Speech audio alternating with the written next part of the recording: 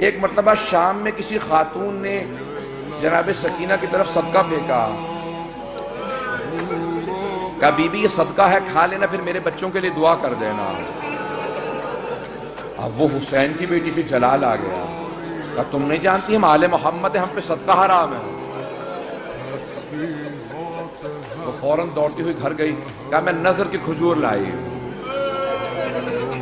ذرا دعا کر دینا، تمہارا چہرے پہ بڑا نور ہے۔ بچی سے کہا تم ذرا دعا کر دینا، یتیم بچوں کی دعائیں قبول ہوتی ہیں۔ تو جناب سکینہ نے کیا کیا، ننھے ننھے ہاتھ اٹھائے، کہا میں کھجور بعد میں کھاؤں گی، پہلے بتا دعا کیا ہے۔ اس نے کہا 3 دعائیں ہیں، میرا شوہر سفر میں گیا ہے تجارت کے لیے، دعا کرنا سلامتی سے واپس آ جائے۔ پھر دوسری دعا کہی، پھر تیسری دعا جانتے کیا کہی اس نے، میں سارے چھوڑ کے جا رہا ہوں مسائل، کہا کہ تیسری دعا یہ ہے، بس بچی اے بیٹی یہ دعا کر دینا جیسے آپ یتیم ہوئے ہیں، میرے بچے کبھی ایسے یتیم نہ ہو۔ اب بیوی کو بہت جلال آیا، حسین کی بیٹی تھی نا، اگر سن سکے میں طرف دیکھ کے سنیے گا۔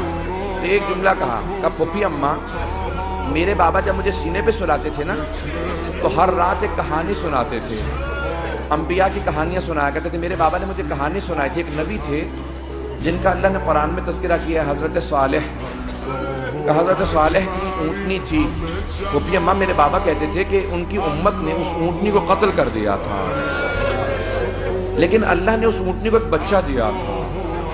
پھوپھی اماں میرے بابا کہتے تھے کہ جب اس امت نے اونٹنی کا کوہان کاٹا نا، وہ اونٹنی مر گئی، وہ بچہ پہاڑ پہ چڑھ گیا اور اس نے رو کے سر اٹھایا اور کہا پروردگارہ اس امت پہ عذاب بھیج دے، انہوں نے میری ماں کو مار دیا۔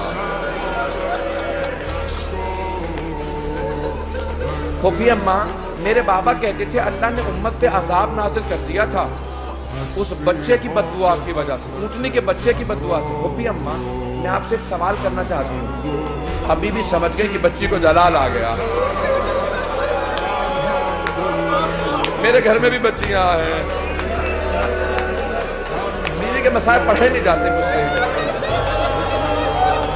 کبھی بھی کیا بات ہے، جناب زینب نے پوچھا بی بی کیا بات ہے، کہا پھوپھی اماں میں ایک سوال کرنا چاہتی ہوں، مجھے بس اتنا بتا دیں، اس اونٹنی کے بچے کا مقام زیادہ تھا